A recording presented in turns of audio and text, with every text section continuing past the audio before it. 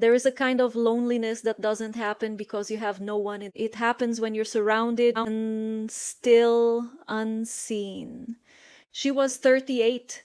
She lived in a quiet town in England, not London, not the noise and color of the capital. A place where the streets are narrow, the houses have small front gardens, and people greet each other with a quick nod before carrying on with their day. She told me she always felt the sky in England was different. It's not just gray, she said, it's the kind of gray that gets inside you. And when she said that, I knew exactly what she meant. Her life looked perfect from the outside. She woke up early every morning, always early. Her alarm went off at 6:20 and she would open her eyes and stare at the ceiling for a few seconds, as if her body already knew what was coming, another day. She would get out of bed quietly so she wouldn't wake her husband. She would walk into the kitchen, put the kettle on, take out her favorite mug, a simple white one with a faded phrase printed on the side. She didn't drink tea because she loved tea.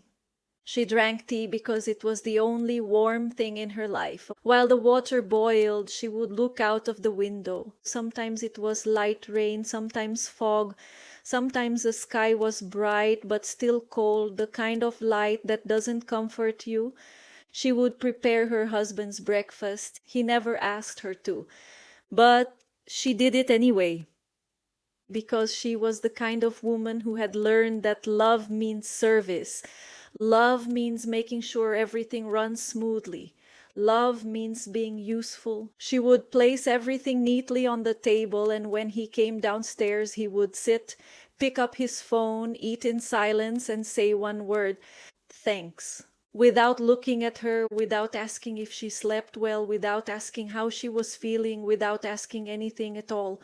And in the early years of the marriage, she didn't see it as a problem because he had always been like that. When she spoke about her husband, she described him as a good man. He didn't drink too much. He wasn't aggressive. He wasn't irresponsible. He was decent, the kind of man who pays the bills on time, the kind of man who doesn't make promises but also doesn't break them, the kind of man who never shouts, but he also never holds you. She told me that he was always physically present but emotionally absent. He would come home from work, take off his shoes, switch on the television, and that was it. Life continued like a routine, like an efficient household, like a checklist. But she didn't feel like a wife. She felt like part of the furniture. And over time, that began to hurt in a way she couldn't explain. Because there was nothing obvious to complain about. She couldn't say, "He's cheating on me," because he wasn't. She couldn't say, "He humiliates me," because he never raised his voice. She couldn't say, "He hurts me," because he didn't. But she could say something far more difficult. "He doesn't see me." And that is a kind of pain that people rarely understand because it doesn't leave visible bruises. At first she tried. She tried to start conversations, tried to tell him about her day, tried to talk about emotions. But every time she did, he responded with short, practical sentences as if feelings were unnecessary. She would say, "I feel a bit lonely." And he would reply, "You've got everything you need."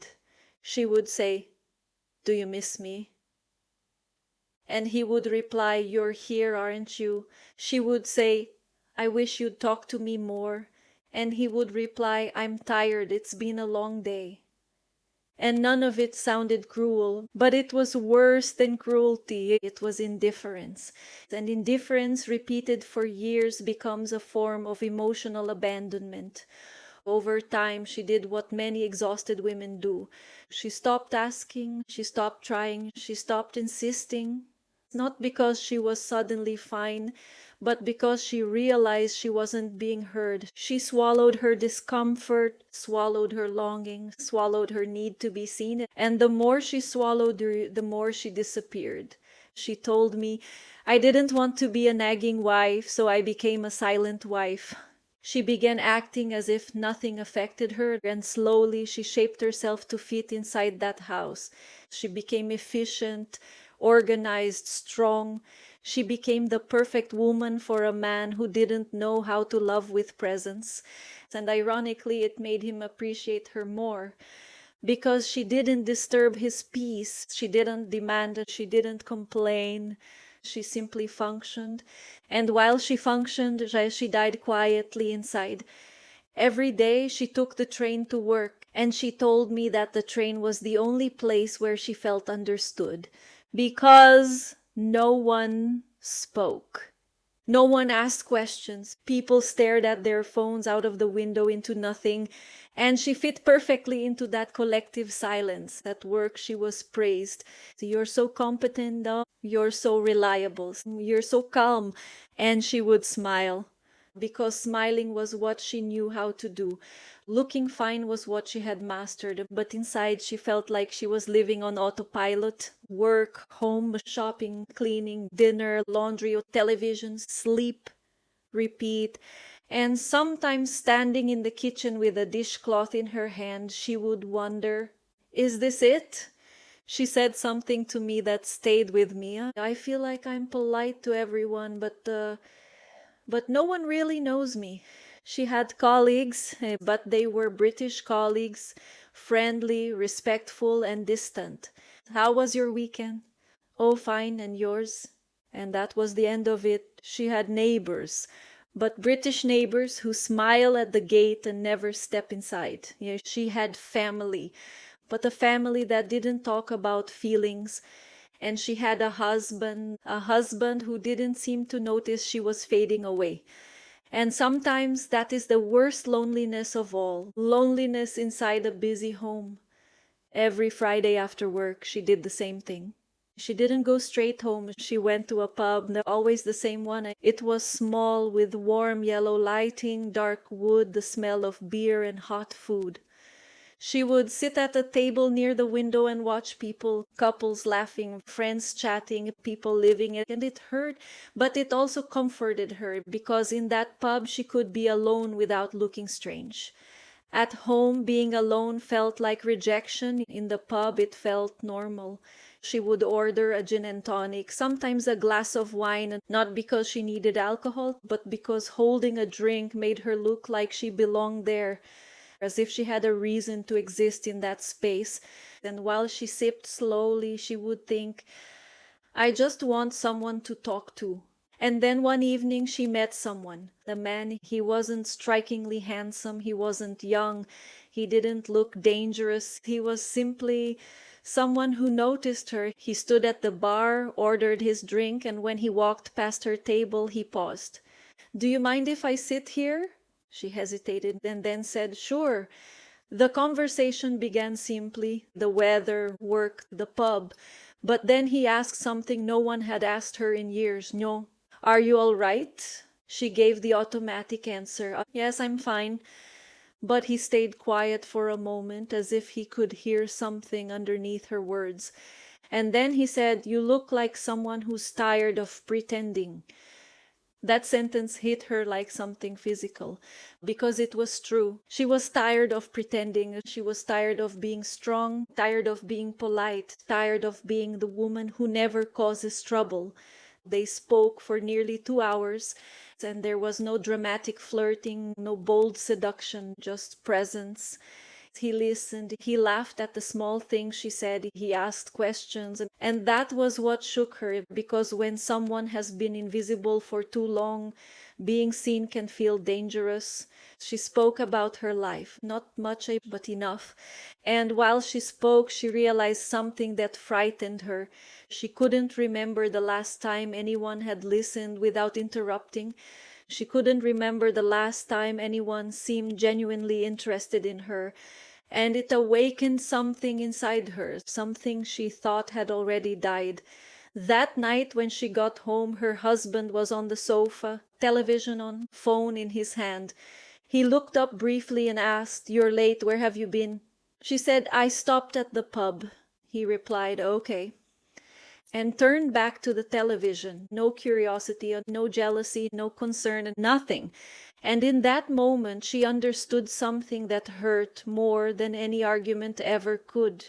She could disappear inside that house and he would still be watching television.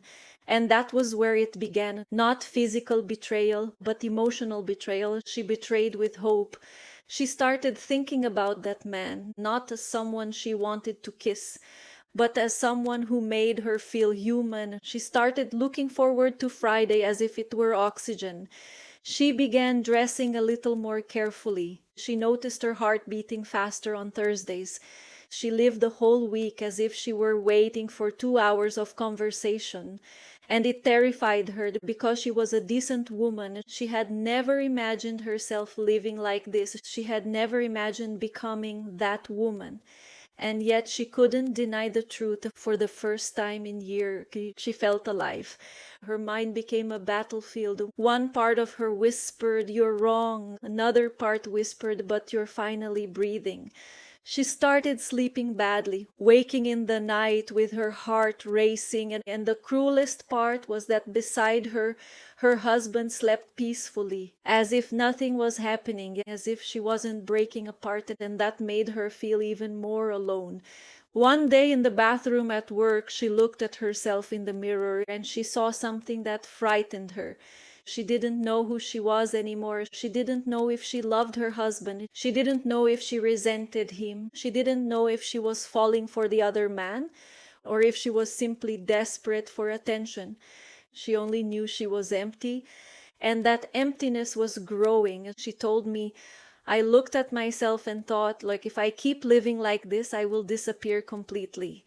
And that was when she decided to seek therapy. She arrived at the session with a perfect posture, but tired eyes.